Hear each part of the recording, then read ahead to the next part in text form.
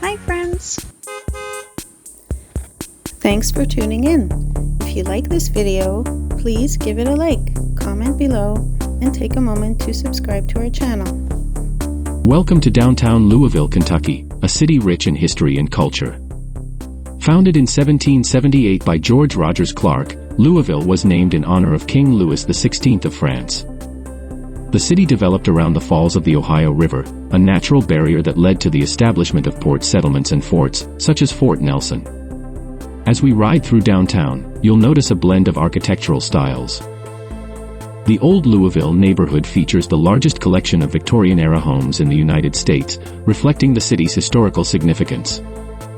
The West Main District boasts the largest collection of cast-iron facades outside New York's Soho, adding to the area's unique charm. Louisville's downtown is also known for its vibrant art scene. The city hosts all 5 major performing arts groups and features a unique bourbon district, where visitors can experience local distilleries and tastings. Louisville's rich history and diverse culture are reflected in its architecture, arts, and community spaces, making downtown a vibrant and welcoming place to visit.